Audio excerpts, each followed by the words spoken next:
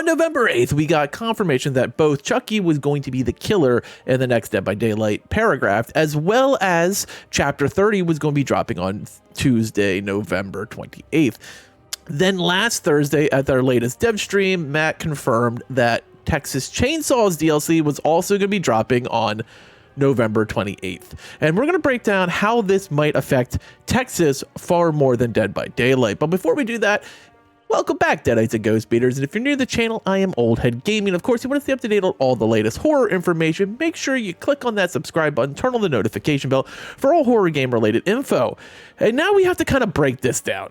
So we know right now, Texas is definitely at a lull. Their Twitch numbers are drastically down, their Steam numbers are drastically down, and it's kind of being propped up a bit by Xbox Game Pass. So as they are finally making their push towards their first big content drop, they decide to drop it on the exact same day as Dead by Daylight.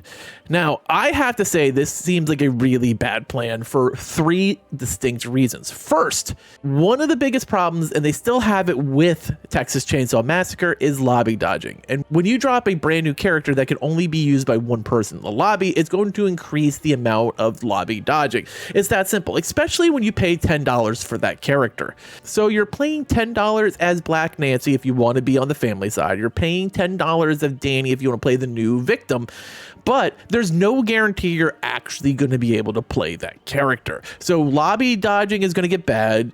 The fact that you might not actually be able to use your DLC the entire time you play unless you're playing with friends is going to be bad. So solo queues would be an absolute nightmare. And compared to if you are a killer main or you just want to play killer that time and play Chucky, sure, your lobby wait time will be longer for killer that day. It's the same way that happens on any chapter drop when it's a single paragraph, whether it's a single survivor like Nick Cage was in the summer, or a single killer like Chucky is going to be on Tuesday. But you will guarantee to pay your $5 for Chucky and be able to play him as many games as you want the moment he drops at 11 a.m. Eastern Standard Time. So that is part one. Part two is if you're going to play both, and you do play both, I play both, I play DBD a lot more than I play Texas Chainsaw lately, you're probably going to opt towards the cheaper option and the guaranteed option. So is that going to pull away sales from Texas Chainsaw when they desperately need it? They have gone on record, and Wes's quote right here is, "We have 6 to 9 months of planned content as long as you're paying for it." So why would you have a contingency on having to move these units and then going directly head to head with Dead by Daylight? See, this makes no sense to me. Yes, we know they're out of town this week, and they probably want to keep an eye on the fact that when they drop a new map, there could be a ton of bugs with it. But this should have been a drop date of either today, November 21st, be the week before Chucky, or Tuesday, December 5th, the week after Chucky. This would have made so much more sense to me to drop either a week and get a head start on the chapter release of Dead by Daylight, or the week after, you drop it the first week December and you still have the center of attention instead of trying to share against your biggest competition. I'm sorry, but Texas Chainsaw is in the same genre. It's got a crossover player base for sure. Sure, there's people that play TCM and don't play Dead by Daylight, but there's no reason when you were hanging by such a thin line that you've already told your player base that content is contingent on how much you buy should you go head to head with Dead by Daylight. And here's the thing, and this is problem 3. Dead by Daylight has won this genre. No one is catching up. No one is going to be competition. We should stop calling any game the Dead by Daylight killer. Dead by Daylight will die when behavior decides to make Dead by Daylight 2. And until that happens, it's not going anywhere. It's always bringing in fresh licenses. It's always creating new chapters. If they don't have a fresh license, they can make something original. Like, there's too many avenues and there's too large of a player base. This morning, I looked at Steam, and there was less than 1,000 people playing on Texas Chainsaw, while there was about 23,000 players, which is kind of low, on Dead by Daylight. And this is the problem. Dead by Daylight is, let's face it, eternal. They understand the live service model. They understand how to get people to buy stuff and continually fund their projects.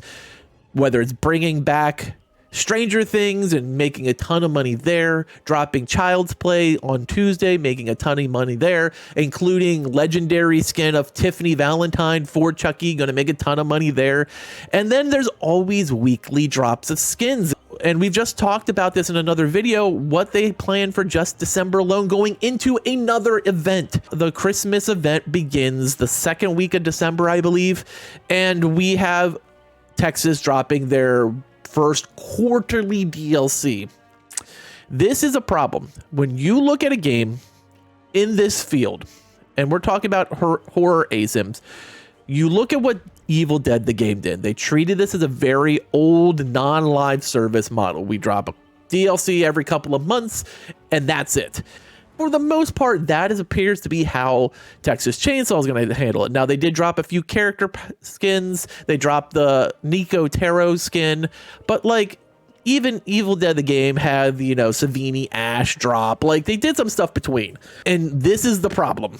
If they go with this model, with this limited 6 to 9 months, as they've been quoted as saying multiple times, when I covered that dev stream, if you don't believe me, you can go, I'll include a link right here. You can just hop right to it.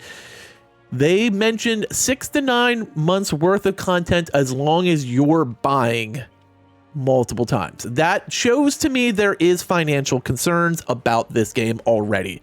And we are not very far into the life cycle. We're not near the 1 year anniversary, which is going to be next August.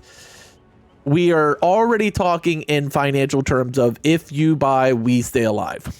And I feel like that is a really bad sign for a game. And if this first initial DLC drop is an absolute failure, this could mean that TCM might not have another one. Now, I do think they will drop something else, so I don't want to say oh, the sky is falling, Chicken Little's not running around. But I think we're at a point now where there's legitimate concerns about the longevity of TCM, and going head to head with Dead by Daylight is just absolutely stupid. This, to me, would be one of those things where you clearly do not read the tea leaves. You have not gone true live service where there's stuff coming constantly. And you're dropping your first content in almost 3 months since the game came out. Now, granted, they are dropping a map, which will be tremendously helpful to everyone. Map variations absolutely important in live service games, but I feel like we've gotten to the point now where they're kind of painting themselves into a corner, and I have very shaky feelings about the longevity of Texas Chainsaw.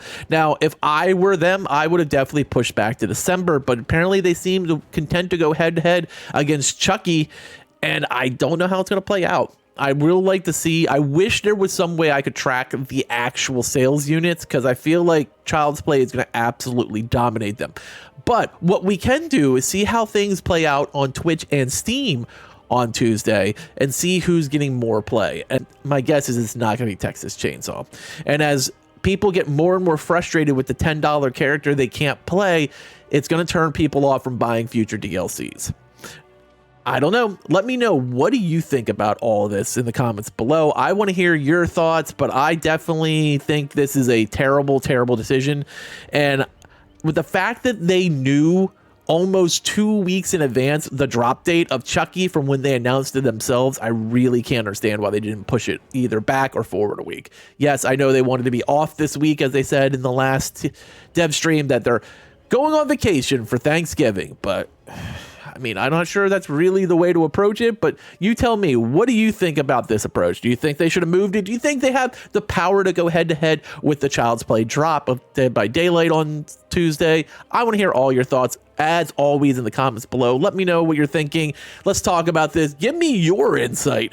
Do you have any concerns about Texas Chainsaw Massacre, or do you think they're going to be doing just fine? I want to hear it all, as always. Thank you for watching, and later, mates.